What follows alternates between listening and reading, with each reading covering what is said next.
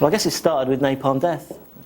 You know, they're pretty much one of the first bands in the world to play the way they do, and like they influenced most of the other bands on the label, as well as all the grindcore bands in the world, really. And I got to know them through just with friends with them, basically, in '86, and so they made a demo tape, and no one else would touch it, no other labels or anything. So I thought, well, you know, I loved it, so I put it out, and that was their first album, Scum. After that, you know, that became the blueprint for most of the other bands around.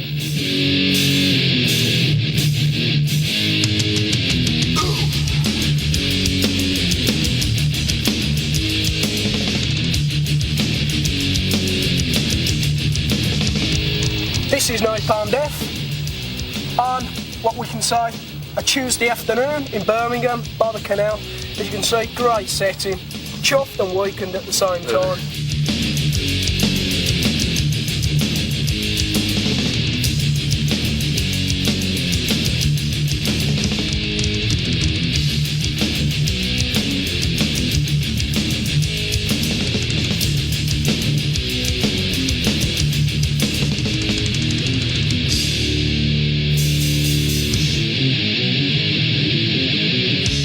Chuffed means I'm a totally happy person. I mean, when we're chuffed, you know we're chuffed.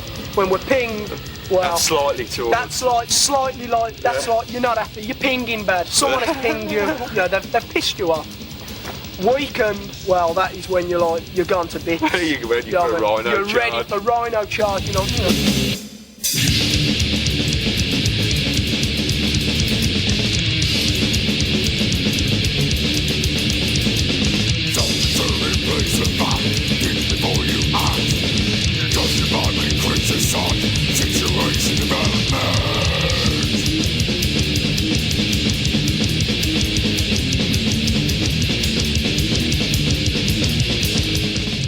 I was in Terrorizer. I was in a band called Righteous Pigs. We just sort of met them through like tape trading, I guess, magazines, and just writing and sending tapes and just saying like chuff with napalm and stuff like that.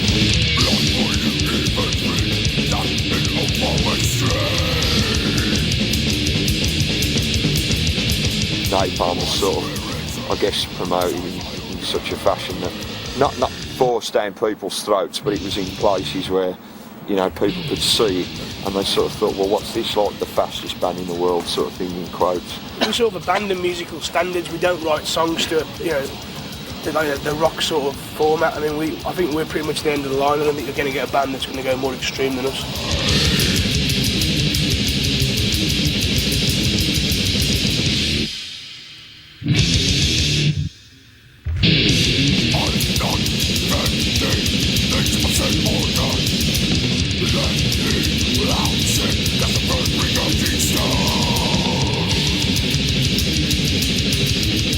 My dad, he got me into this sort of thing, you know what I mean? It started from the early extremes like Motorhead and stuff.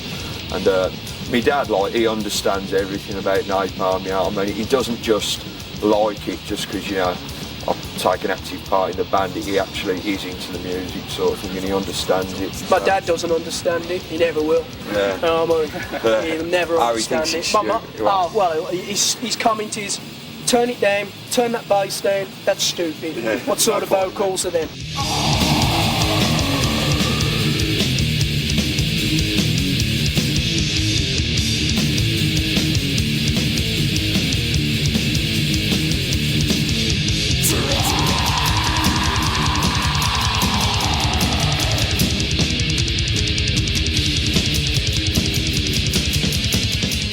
I'm getting more and more chuffed. I'm feeling something inside. I don't know what it is. So like something wants to break out, but it's a chuffed feeling. So I'm so chuffed about everything, and I don't know what else I can say. I'm just bloody chuffed.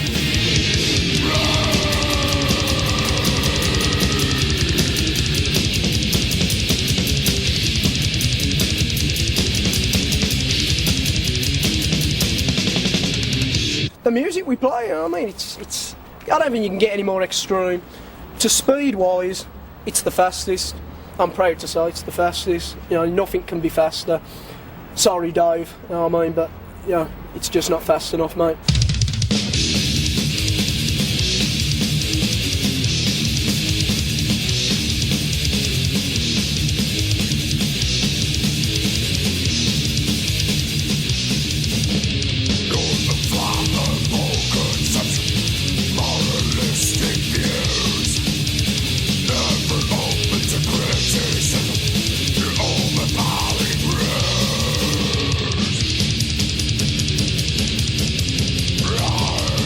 never going to be any hint of melody in Napalm, you know what I mean? It's something that I wouldn't personally like to sort of go into because it bore the fucking tits off me. I mean, we just write it naturally, you know what I mean? We don't strive to do anything. I mean, some songs could, you know, turn out to be like 2 minutes long, and then we'll do one, it'll be a minute long, and whatever, you know what I mean? There's such a diversity of lengths. It's just whatever we're happy with, we'll just say, right, just go for it, and I'll go away with the tape and just write the lyrics over the top, sort of.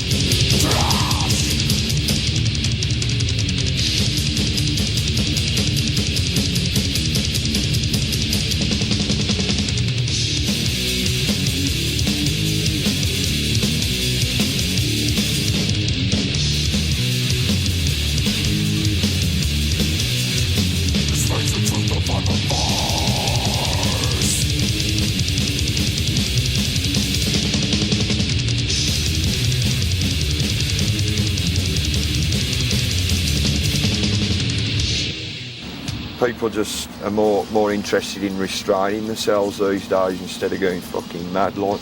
And you just lose a certain amount in the music if you do that, I think.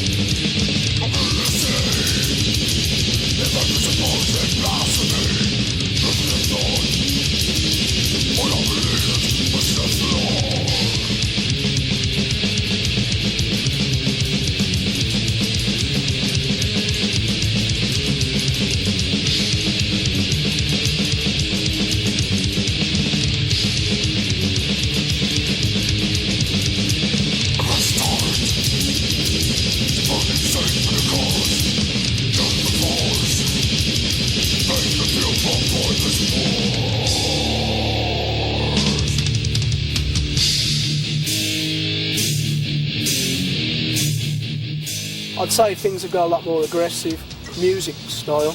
No, it's you know, the songs are a lot longer, but that doesn't mean, you know, anything's changed. There's a lot more going on with the songs now.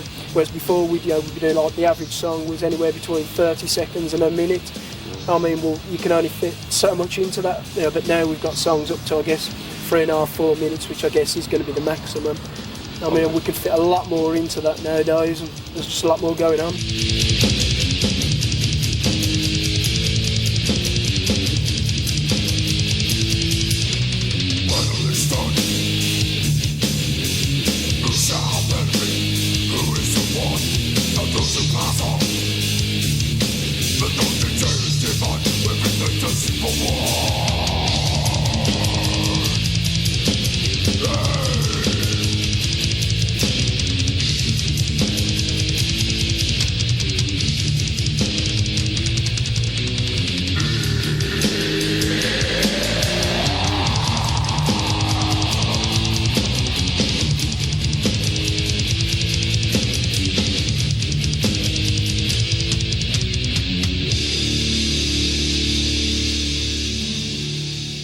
I've only got one hobby, getting tattooed.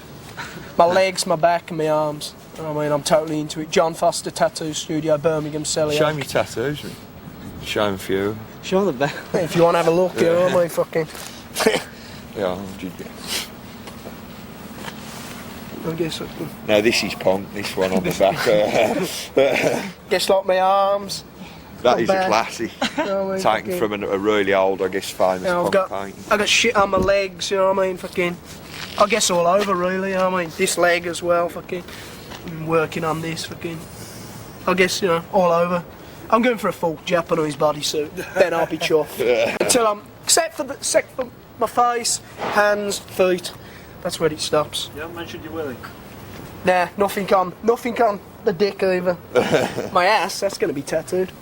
I mean, what really happened was there were a few bands in America that English bands were picking up on, but they were like, I mean, bands like Siege, a Boston band, and a band called Repulsion.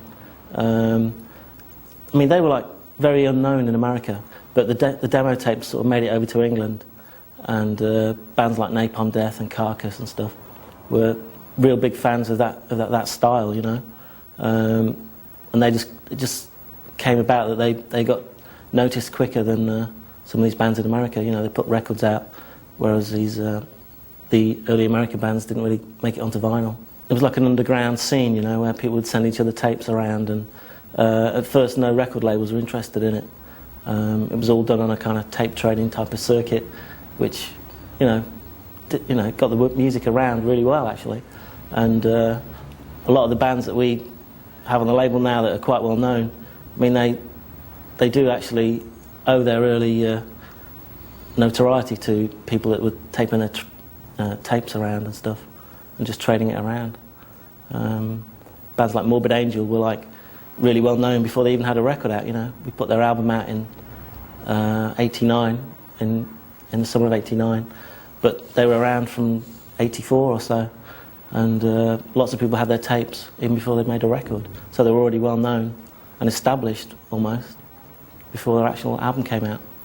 Hi, I'm David Vincent, bassist and vocalist for Morbid Angel.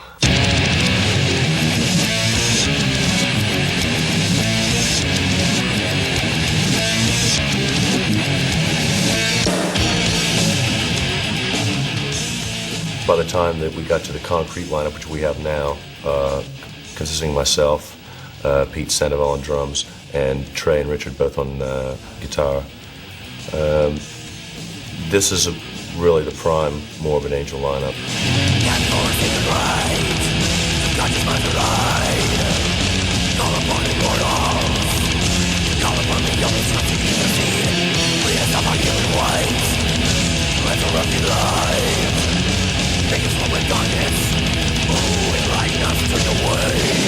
The Grind Crusher tour we did with Napalm Death and added Carcass and Bolt Thrower for the UK went over real well. It was our first European tour. It gave us a chance to be exposed to European audiences, and it gave them a chance to see us for the first time. And I think, although we didn't make an awful lot of money, really didn't make a lot of anything besides got sick and got pissed every night. And Napalm Death are just a bunch of crazy guys, man. I've never toured with any band that is more intense than they are. They're just incredible.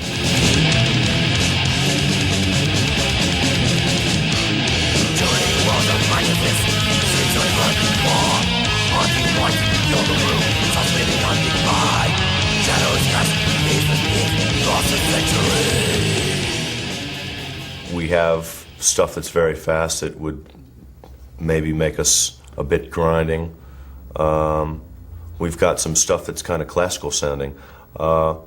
Labels really have not always meant a whole lot to me. I think it's really what you do, and labels are for the press more than anything else.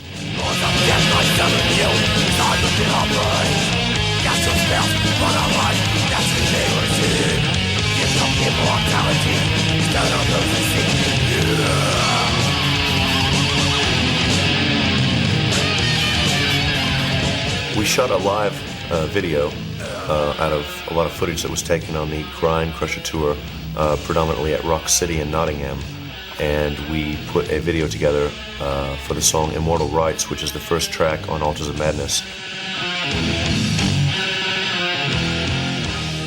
It's, well, primarily about kind of a seance meditative ritual in which you're shedding the outer skin and going into the inner skin.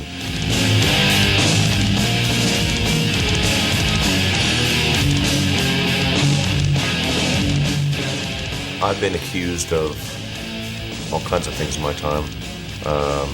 Satanic is just one of them.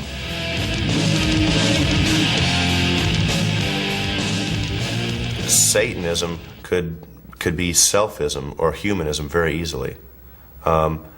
And this idea of actually worshiping the devil, okay, as opposed to worshiping Christ, you know, just turning that around, and anything that would be good would be bad, and then only in doing that, well, it may be right for some people. I don't see much logic in it. I don't find it to be very intelligent. I still find it having a master over the self.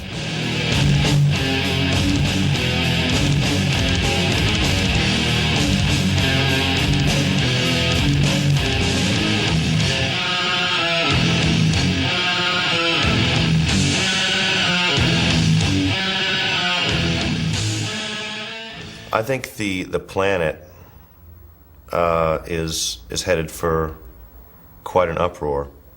Both, well, really resources are getting used up at such a quick rate. We have such a population explosion, and I think actually I think the world is really starting to wake up in a lot of ways.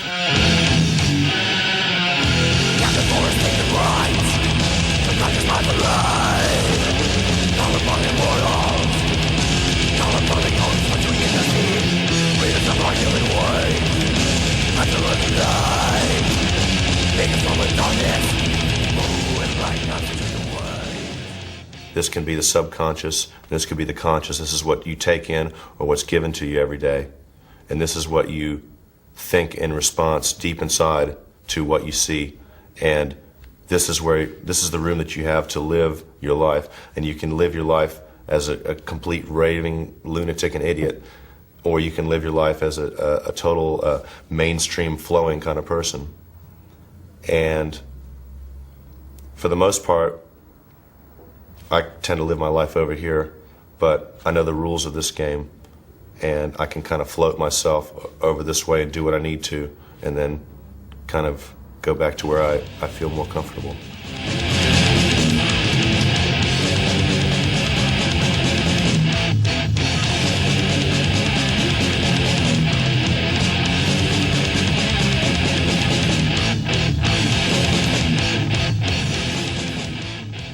It's kind of like walking through a cafeteria line.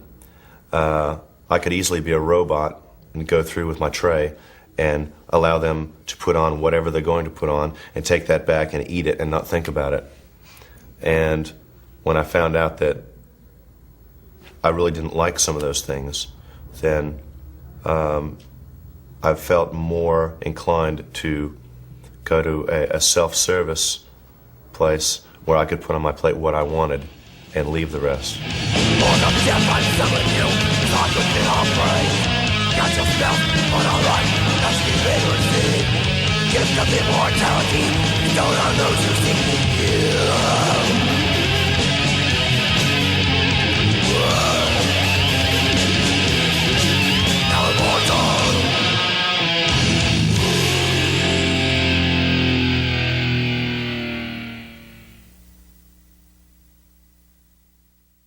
Well, Morbid Angel were a bit different, really. I mean, they were one of the first American bands that we signed, and they were also one of the first bands that we signed that were totally involved in the death metal scene, you know, especially the one in Florida, which is, you know, happening right now. There's tons of bands there who came out of that particular scene. Well, the grindcore scene is kind of like, it's all mixed in together. You've got like some of your hardcore people still, you know, that are into punk and stuff, and they like grindcore a lot. Then you have your people that are into the heavier thrash stuff that, you know, like grindcore too. So it's kind of like a crossover type thing. But I think generally a lot of people that would listen to like Metallica and stuff aren't into grindcore yet here. But over in Europe, like, you know, your whole crowd will be always just into grindcore. You know, they're all like death metal crowds and stuff over there.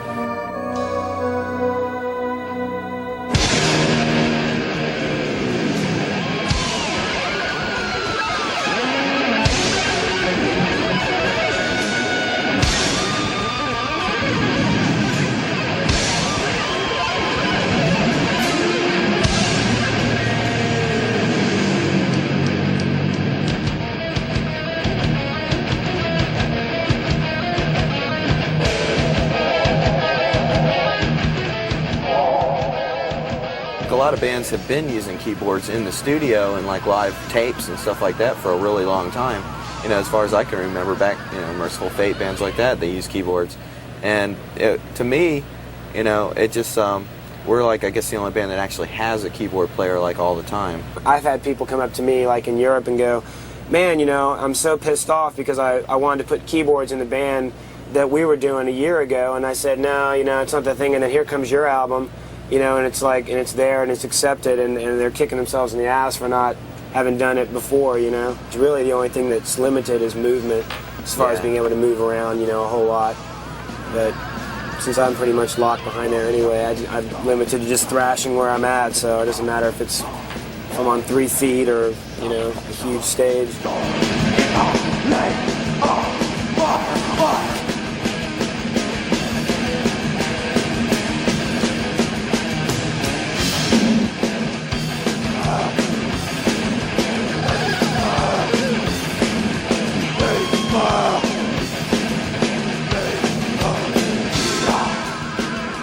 I used to play Morbid Angel, and that was like back in 84 to 86, Well, I think basically the Tampa and Florida whole scene is what happened. It started a long time ago, like the early 80s with bands like Nasty Savage and Death and Morbid Angel and Savatage. And what's happened is like the people have been into that kind of music for quite a long time, and they're just like used to it, and it breeds a lot of really good musicians there that want to do that kind of music. Whenever anybody tells me they're thinking about moving their band down to Florida, I say, hey, it couldn't hurt.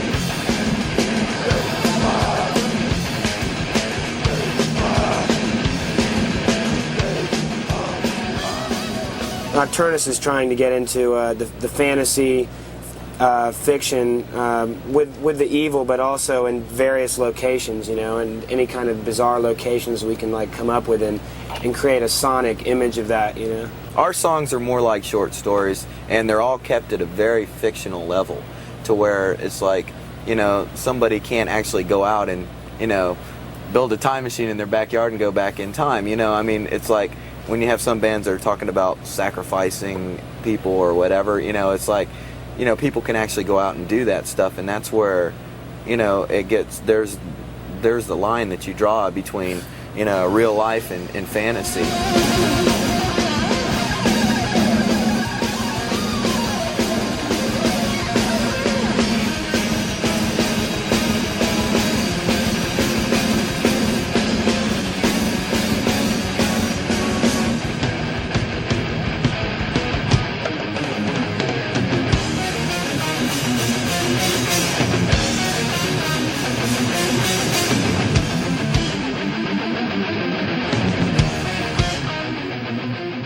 What we're really telling people is just, go out and use your own strengths and make your own way in this world, basically. And that's like the real thrust of it. I mean, we do take a pretty brutal swing at Christ and his followers in a way, but really it's just like taking a swipe at them to try to, bite them down a notch to show that that's really not, an all-inclusive thing that people just need to like blindly follow. Anything, any religion, Satanism, Christianity, anything like that.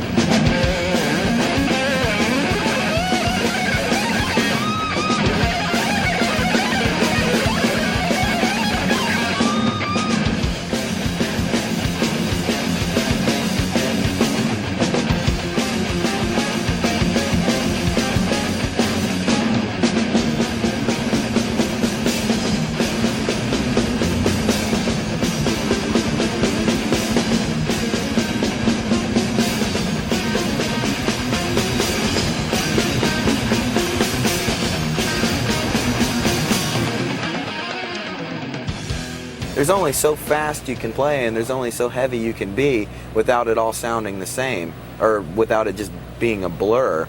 So, maybe we've opened up a whole new branch of direction of way to go with the music, where these people would never listen to something with keyboards before. Now they're listening to that and they're going, well, yeah, that's pretty good. It's working, and they're opening their mind up and expanding this music so it doesn't get closed into one, genre or whatever.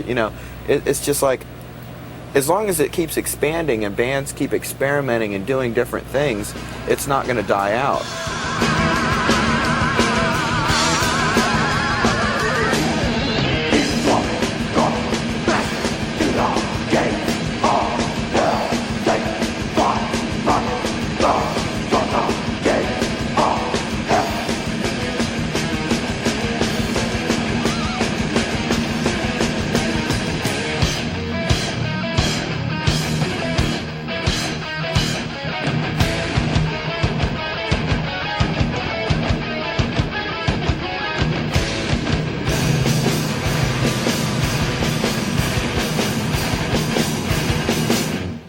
It seems to go to and fro across the Atlantic. It started with a few bands in America that never got record deals, but were like pretty influential on the new scene starting in England. This kind of grind scene, and bands like Carcass, Napalm Death, Unseen Terror, who were around at the early days. They got their records out through me, whereas a lot of other record labels wouldn't have even bothered touching them. It's like, this is noise. What can we do with that? It doesn't sell. But that didn't really bother me. I was just into the music and the sound, and it just seemed natural that we put their records out,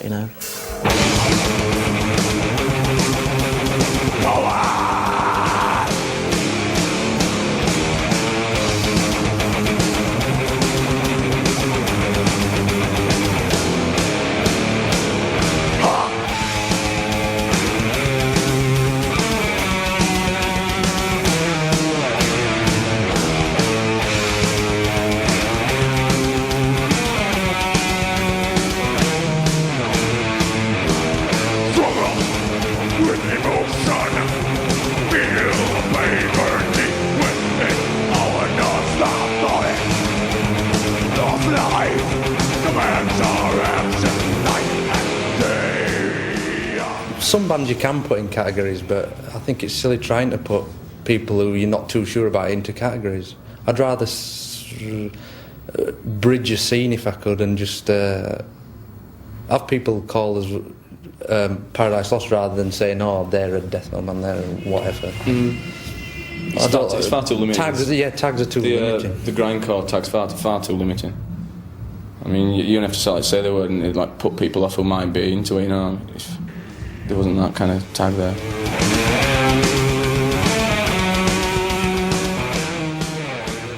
With the newer stuff, we try to put the melody and songwriting back into this kind of music because it's losing it.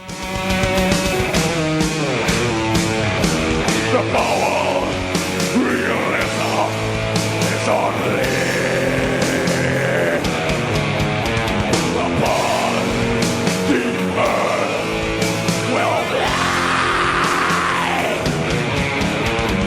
Birds upon memory, it's a law that gives us the judgment. The generation is most the mortality coil is weaker. The pain is rusted. Now leave the ruined world to your God. I've got to be really, really miserable to write songs. I can't be in a good mood, I've got to be really pissed off. Well, when I've got to pay rent at the beginning of the month, that depresses me. And if the dog has a shit in the kitchen, that really depresses me. Bad headaches, and when I'm drunk. When mum and dad got killed in a car crash, that really put it down on it, that one. But no, they didn't really, I'm kidding. All kinds of things, really. Just life.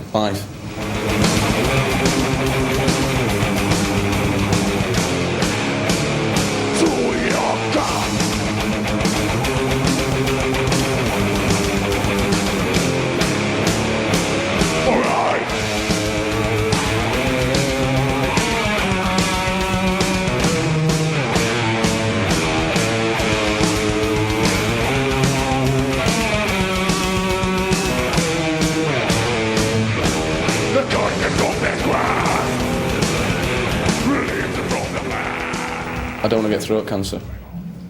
And I've heard people tell me about you have little things cut off back of your throat. Nodules. And because I heard George Michael had it done, so I've got to go and get it done too, I think. But no, I do worry about it actually. So I try not to overdo it because you can really overdo it and make us split your blood vessels in your eyes and you get like blood clots down the side of you. It's quite nasty. It's only happened once or twice. My eyeball actually popped out once. It actually fell onto the stage and I managed to pick it up and put it back in before Greg trod on it.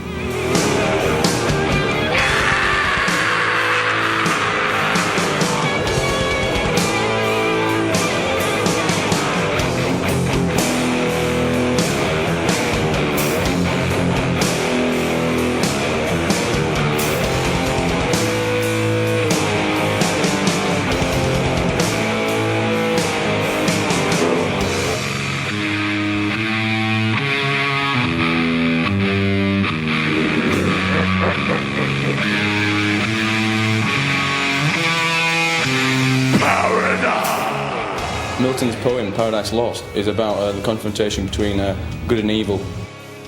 I used to worship the devil in 1982, and I used to have upside-down crosses painted on my bedroom walls. And they worshipped Venom. I worshipped Venom, and Satan as well. One and the same, I suppose. Yeah, I suppose so.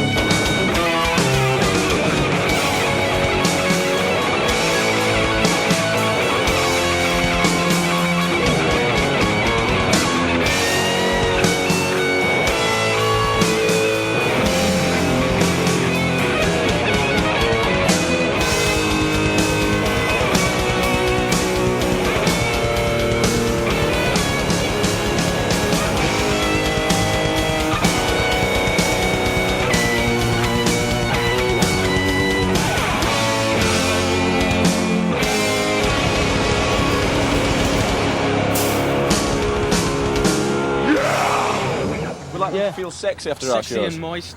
moist, warm, and fluffy, direct, with a touch of sweat. direct. But apart from that, pretty damn moist. Grind can be defined as a death metal with a thoughtful edge. It's usually got a lot of thought into it, something about overpopulation, problems of the world, death. Certainly. Genocide. Genocide. We all like we genocide. Couldn't live without genocide, A lot of good vegans out there. Yeah. These bands, it's strange, they're vegan. I mean, they're hippies. They're just dirty hippies playing very loud music.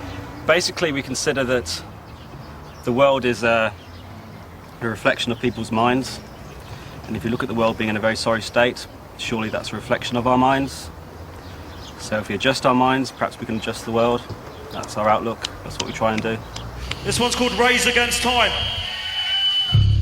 You don't know it, you're lying.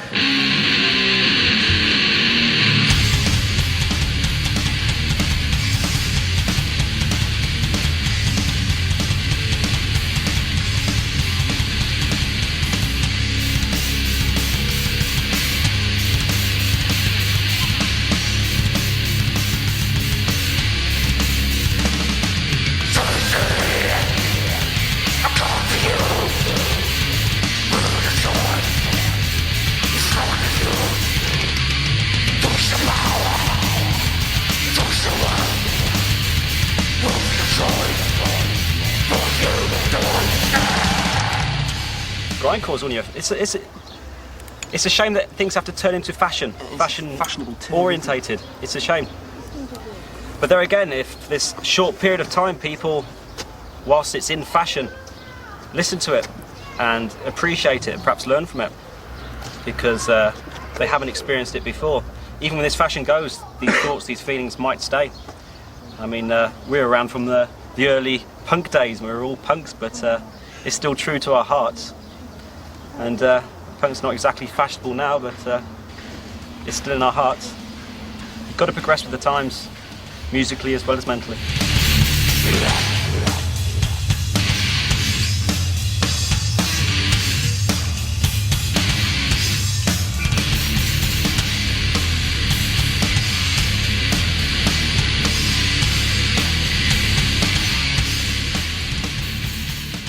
You don't want it too accessible, otherwise people are going to hear it once and think, yeah, I've heard that, I know what they sound like.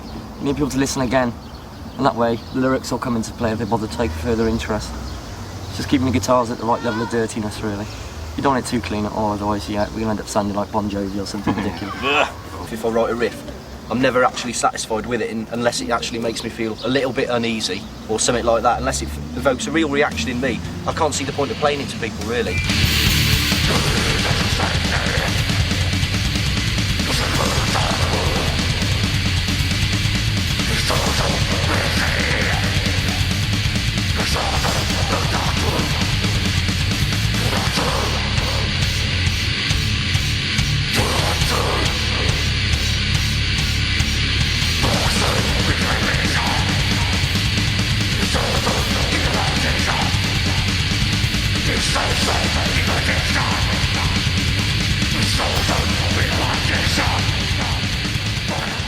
Well, basically you're conditioned by the world.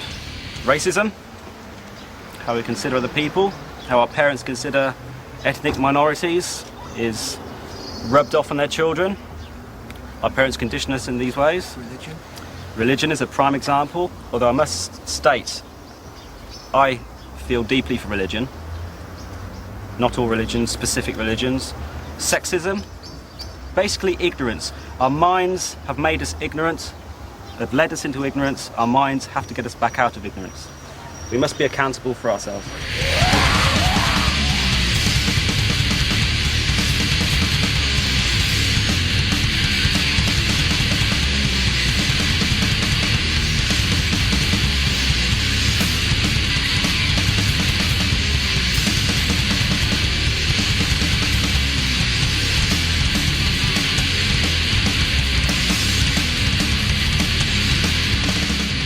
I must stress that nothing we do is drug orientated in any way.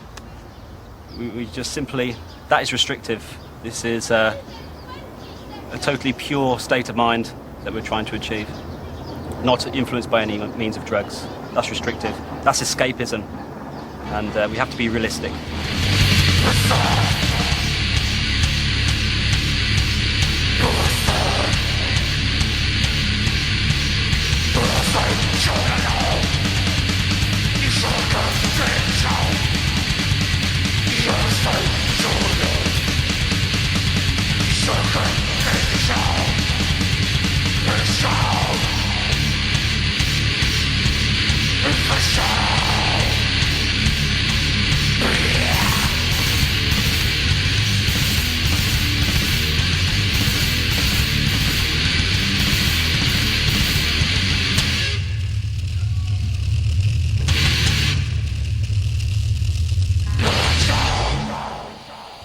It's hard to progress, it's hard to sacrifice, but once you understand that what you give, you get back, it makes the giving more worthwhile.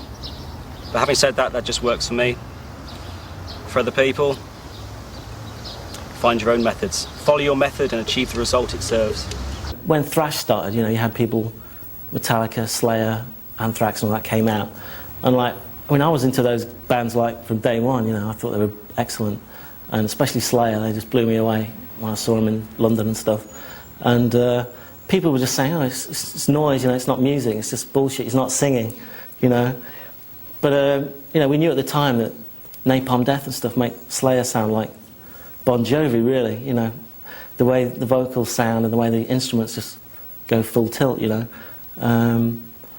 But it's just taken people a while to kind of catch on, because thrash fans, they're always looking for something heavier, something faster, something more extreme. They always will, There's just some kind of attitude that defines the bands, really. It's and a vague kind of sound, but there's room for innovation and experimentation within the whole scene. And you've got bands like Godflesh who use a drum machine, and they have really heavy riffs. Nowadays they're getting a bit more experimental with their sound, they're using samplers and stuff. Check. 2.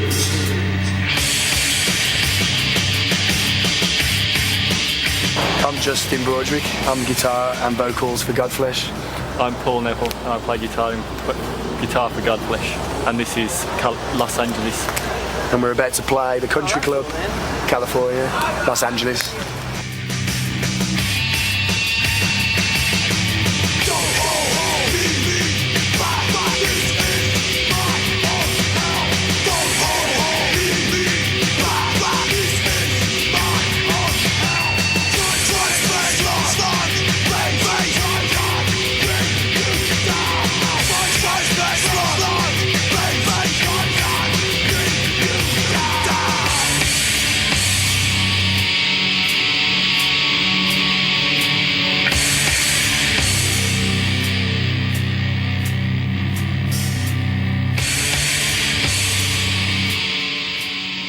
We're probably the heaviest thing people are ever going to hear in a coherent sense. I mean, there's loads of bands that just tune down and go, but like we've actually got sound there and it's actually unique and it is fucking heavy.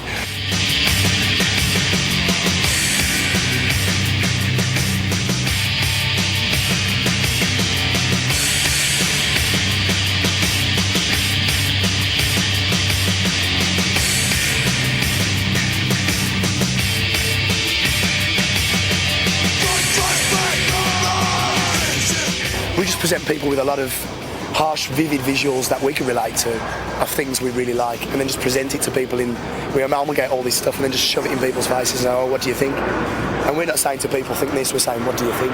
So we're trying to provoke a reaction.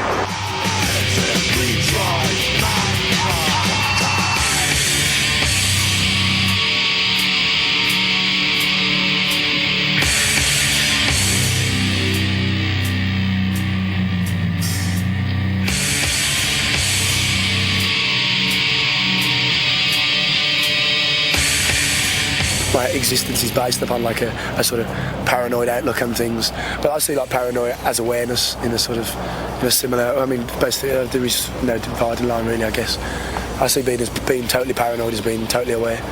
We just like intense images, something that's like really strong. Yeah, everything we use is intense and extreme because that's the only things we can relate to is extremities.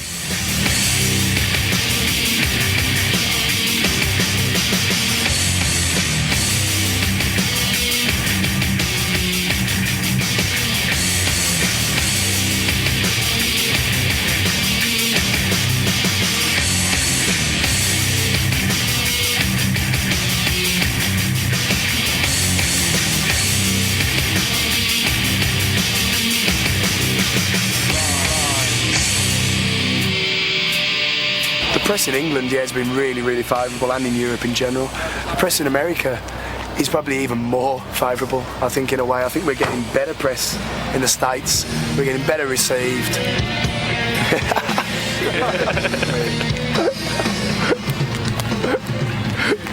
Slayer comes bursting on him.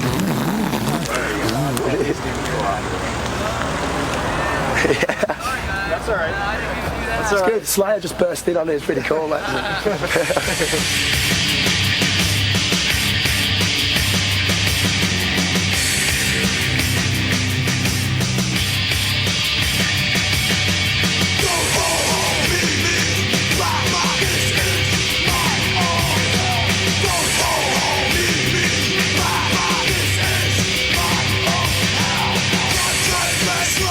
Our bass player, I mean, he listens to Beach Boys religiously. I mean, he loves the Beach Boys. I mean, he collects all the CDs. He loves the Beach Boys. And if that's probably the most extreme, far away thing I could think of. But then again, in a lot of the purity in their sound and stuff, the way they do things is probably very close to what we do sometimes.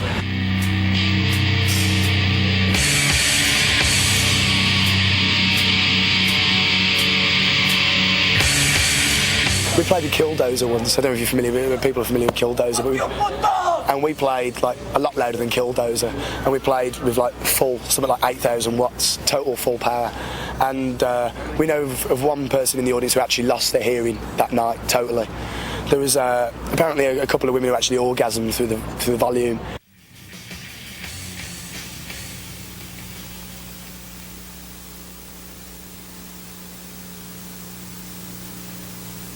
I don't know, I'd like to add thanks to Hard and Heavy for being on this video, because I mean, we probably don't fit into the whole genre really that well. But it's great to see that we are. I mean, this has crossed over instantly already. This is causing something which is different. And something to add is just for people to start appreciating and opening their heads to something unusual. You know, for people who just solely listen to metal, who are watching this video, I'd like them to listen to Godflesh and just appreciate something which is more mind-numbingly heavy. So if people want heaviness, and they've got it here. I mean, there's nothing heavier. But we're not saying that on a sort of, we're the heaviest band in the world. We're not going for that angle. We're just going for, we're Godflesh, and this is what we do. The noise. The power. The feeling up the back of your spine.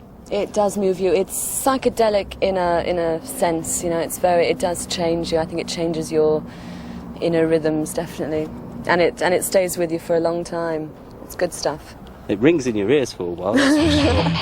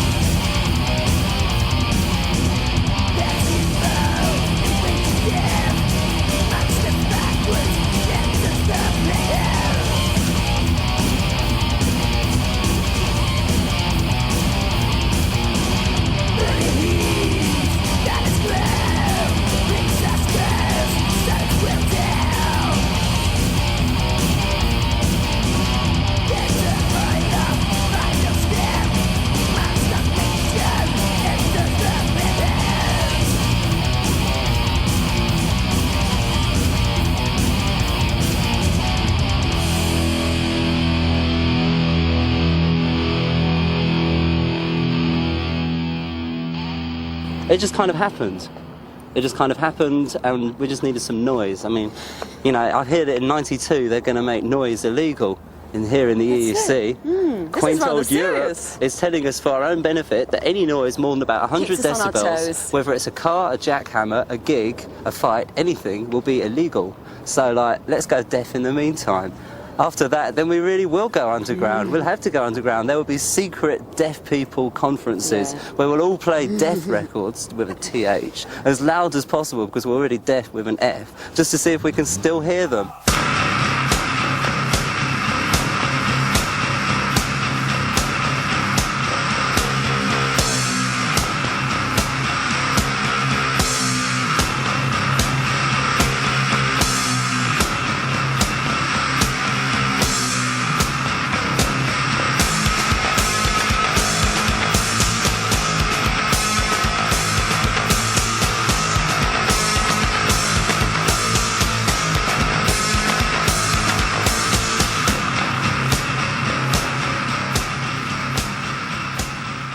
Our audience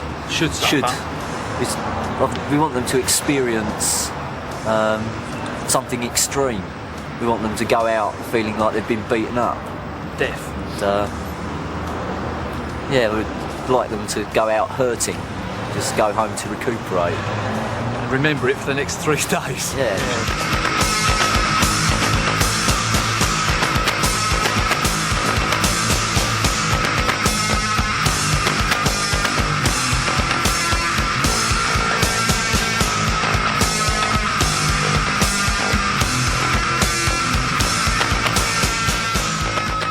There's a lot of discussion about what a nice idea it would be to tear gas people, play at sort of ridiculously low frequencies to make them shit and vomit, and then sort of blind them with sort of incredibly bright flashes, and then let them go home after that. It wouldn't be very It's a nice popular, idea, but it'd be very difficult to do, and I think you'd run into trouble with the health and safety people.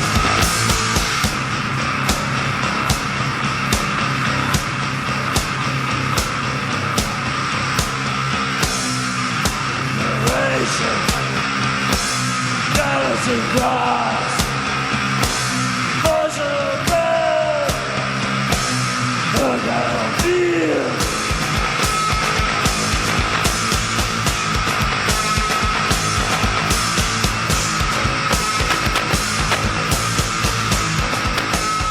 The first lineup of Sonic Violence was totally different. The bassist had a very unusual sound. He had a low rumble with a lot of treble clang in there and a good snarl in there as well. And he left and moved up north. So I thought the only way I was going to recreate that bass sound was to have 2 basses, but we've gone beyond the original bass sound now.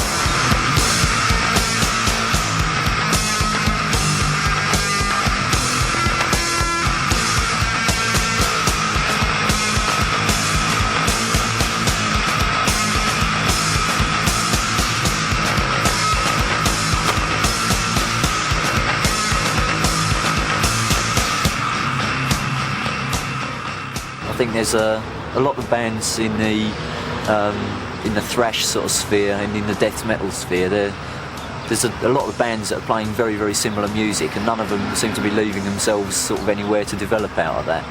But I think we don't really fit into any category, really. People always have a great deal of difficulty in pigeonholing us. So I think, you know, we can take it anywhere we want. The only thing we want to do is never lighten up what we're doing, always try and make it heavier and more intense. You can't pound people into the floor with guitar solos.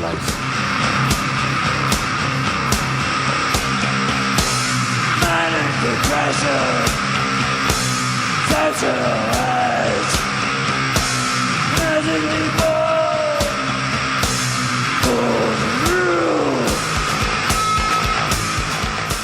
When I was younger, it was useful to me to be introduced to lots of ideas that maybe I hadn't seen before during this sort of early punk time.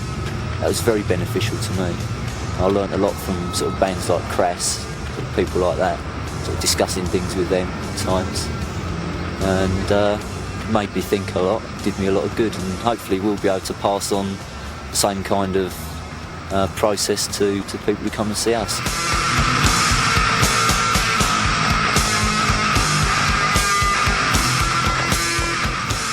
We had quite a few skinheads come and see us in Germany, but they all belonged to something called Sharp, which is Skinheads Against Racial Prejudice. They're all alright, they're not your standard sort of Nazi moron skinhead.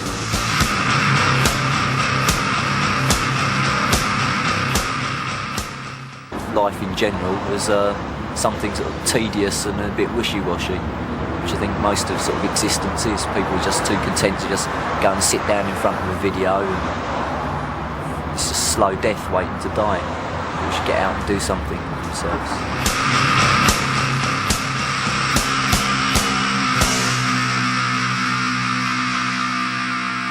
I can't explain why it seems to be sort of catching on, but it definitely is, most certainly. There's a, I don't know, perhaps it is just like, perhaps it's punk rearing its ugly head again.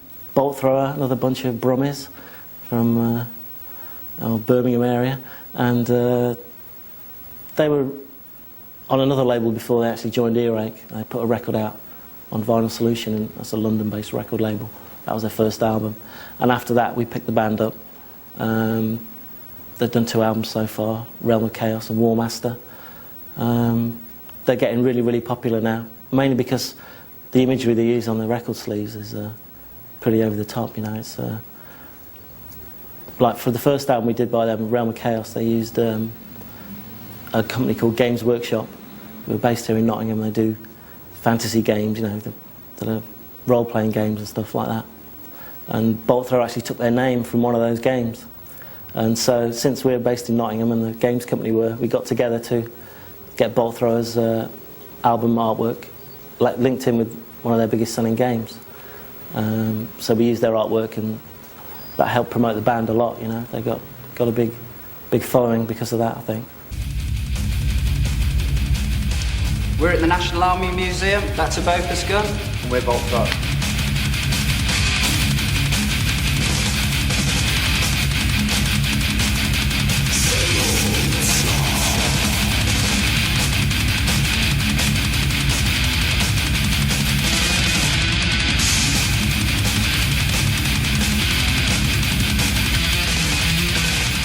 Definitely Discharge for me, influential, definitely.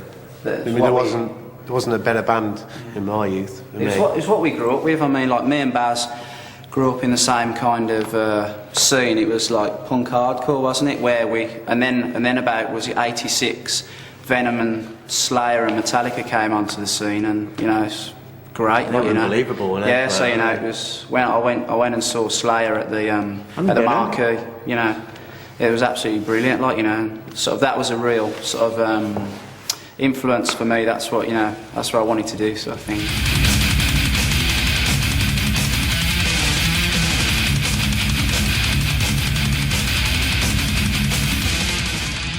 War is something that is around us today. It exists. It's quite interesting, especially the Gulf War. The photos from that on the news was absolutely brilliant, and I don't think it ever will finish because it's just something that exists. Yeah. We're here. We don't actually put down war. We don't support it. We don't put it down. It's just something that exists. We sing about and we find interesting. Yeah. It's gone on for centuries, and it'll never stop.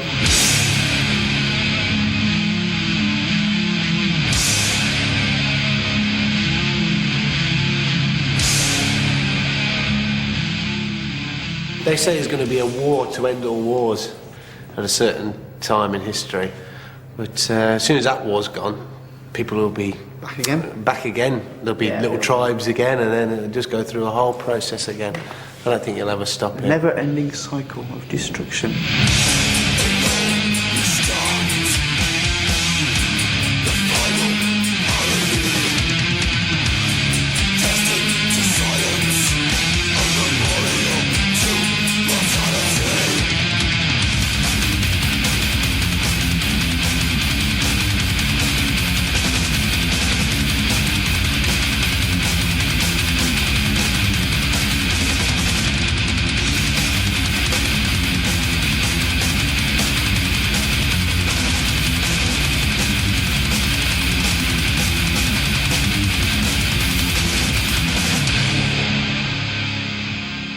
The riffs just seem to come out. You can be playing for hours and hours without coming up with a single idea. Then suddenly, you just get 3 ideas come up and there's a complete song all in one go. You know, it just works like that.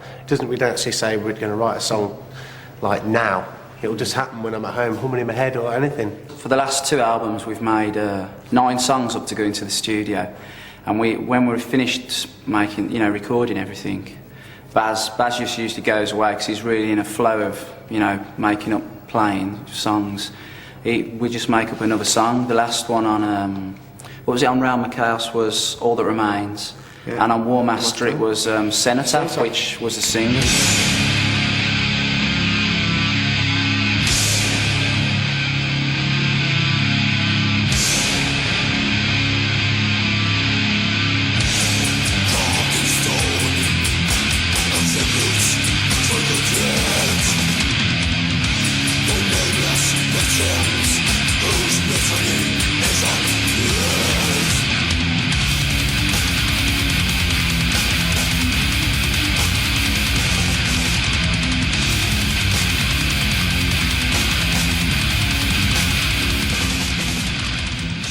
Games Workshop, they're a fantasy role-playing sort of group company.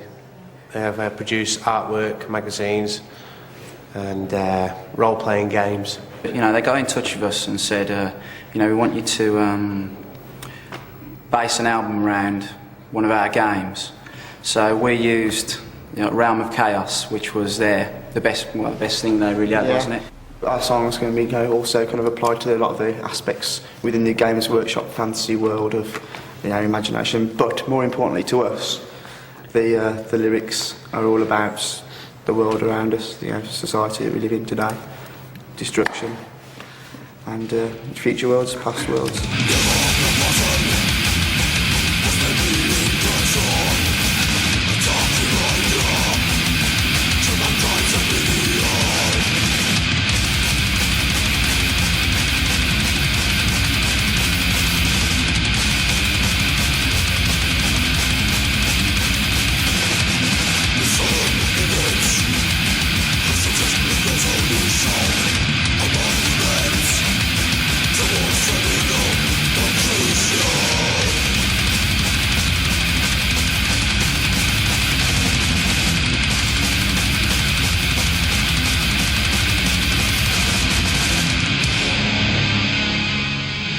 Where did we record the album? Slaughterhouse in Driffield. Slaughterhouse burnt down about 2 weeks after we used it, and it wasn't our fault. Satan was not there. We did not raise Beelzebub to bring the downfall of civilization.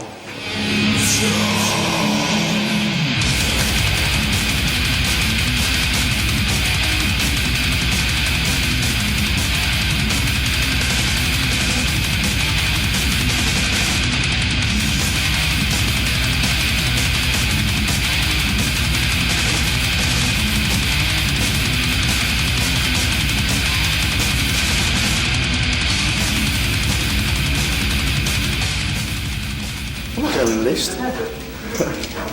I'm not saving this country, it's not worth bloody saving.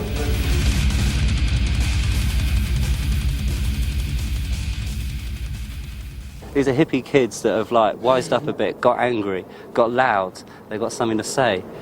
It's almost unintelligible, so keep coming back until you work it out, or read the lyrics.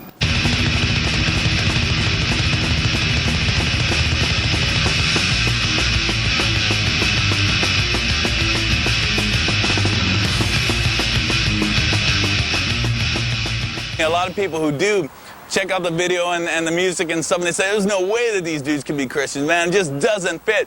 And it boils back down again to their preconceptions of what Christianity is. You know, their warped and twisted versions of what they think it is, when actually the reality of what Christianity is quite different than the average conception of what they think it is, you know. So we get a lot of that. A lot of people say, no, these dudes can't be into that, you know, and so it's really kind of funny, but we dig it because it's thought-provoking. It gets them thinking about things, which is really what we want them to do.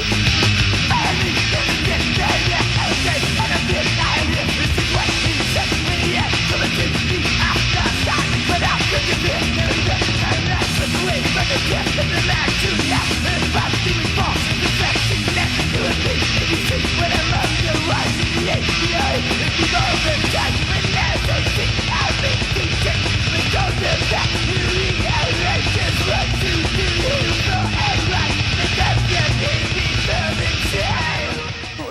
reason that Vengeance exists is for that sake, for introducing people to knowledge that they may not have right now, that they may not have, and at least a perspective that they'll be able to take and question. And that's what we encourage them to do, to check it out and say, hey, you know, I'd like to know whether or not you're lying to me or whether or not you're telling me the truth. Because, like I say, when you do that, then you'll come to faith on fact.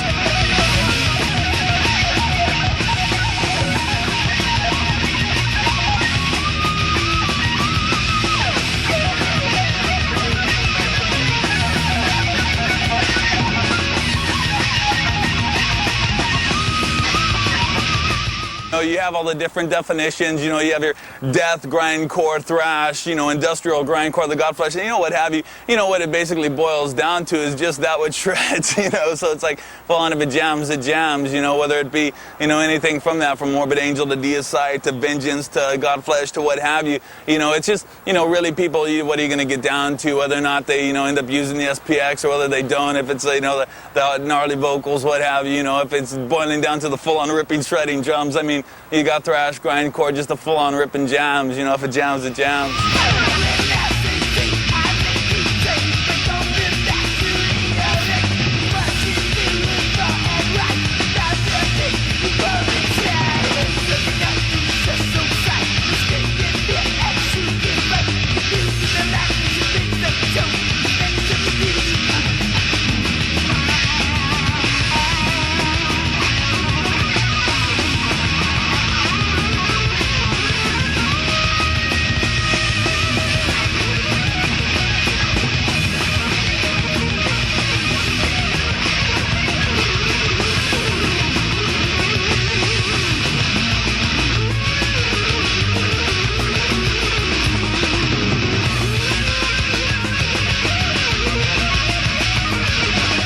Most people, you know, definitely who are in the scene are very much so into the lyrics of the bands.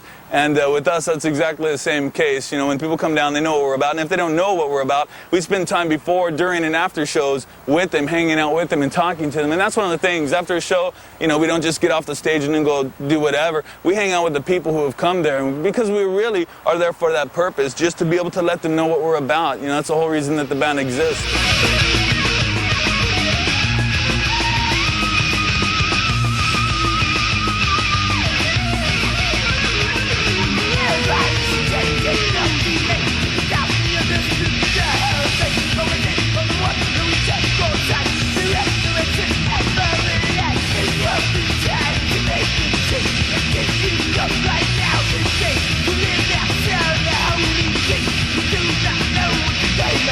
You know, I think many people have a misconception of it, of saying, well, you know, am I going to get judged because I drank some beer or something? No, it's not that at all. What it boils down to is you didn't come to faith in Christ when you knew the simple facts that he was willing to forgive you because he loved you and came to the cross of Calvary to die for you. It's not a matter of fact of him slamming you because you did this or you did that, but for what you didn't do.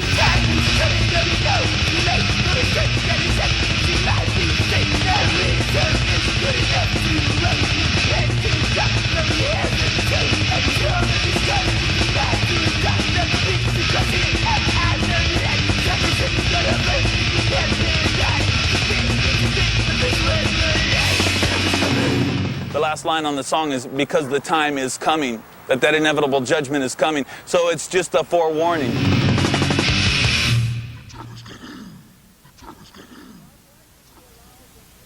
There's a whole like death metal grindcore scene happening in Sweden, which was, you know, it's probably one of the most exciting scenes in Europe at the moment. And there's tons of bands there who just really, you know, play this style of music really well. And Entombed, I guess, are probably the most well known out of them, and also one of the first to get a record out.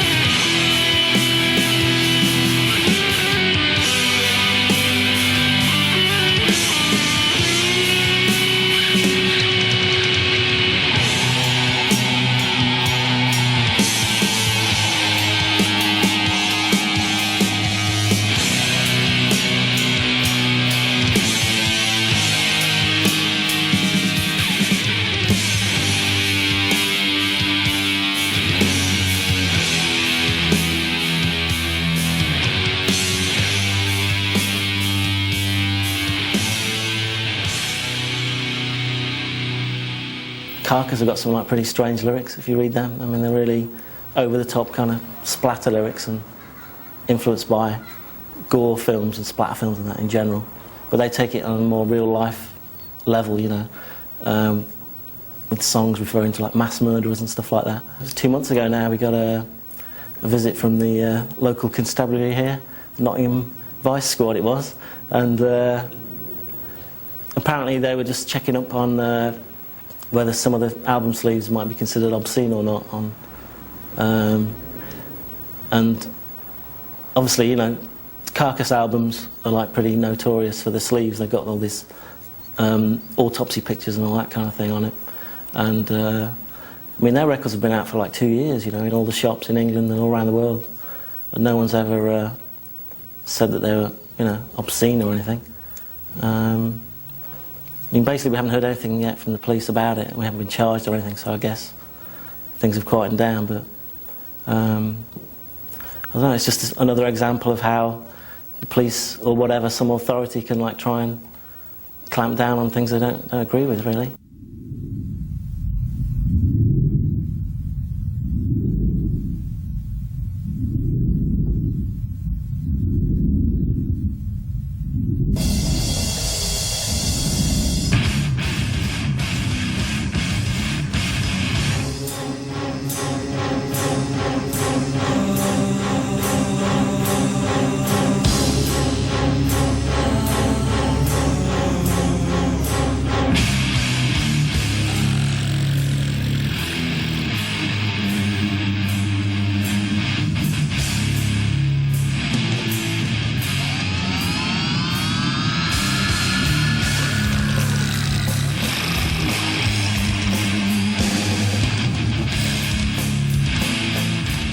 Death has always been covered up. It's a taboo subject no one really wants to talk about. And that was our intention to begin with, to actually open up a lot of, you know, what goes on, the rotting processes, you know, what happens when you're buried. And unfortunately, the world is in such turmoil. Death has become entertainment.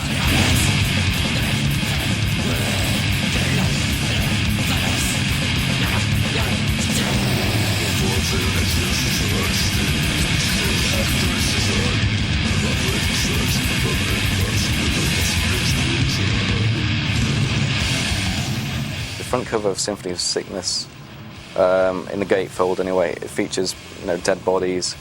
It also features lumps of meat, because although it wasn't the prime purpose, we wanted to show really that animal and human meat is one and the same. So maybe that helps people distract away from the fact that we're not advocating violence or anything like that. We're totally against violence.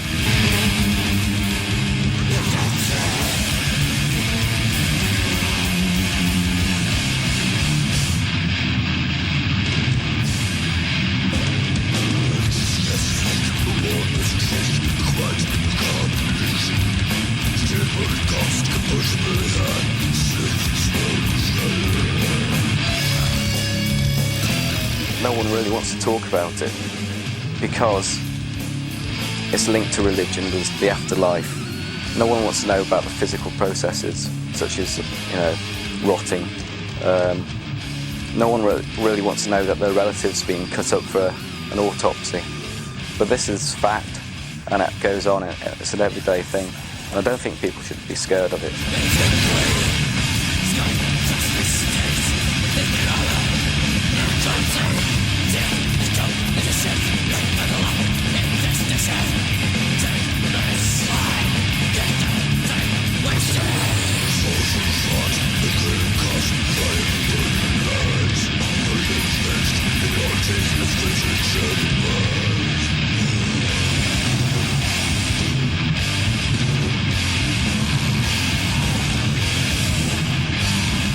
I mean, I think a lot of people are shocked when they see Carcass live or on the street or whatever, because they think we're going to be some huge monsters, you know, talking about killing people all the time. I think there's a false impression, and they're perhaps a bit disappointed when they actually meet us, find out we're mild-mannered people.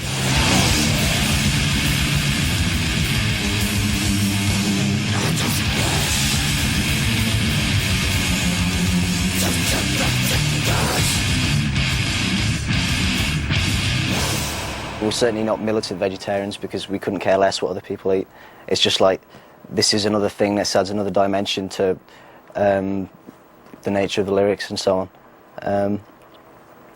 But really, when it comes down to it, we just want people to interpret it in their own way, because that's what art and music and all kinds of entertainment are about. The listener is supposed to be a participant and draw out whatever he or she wants to.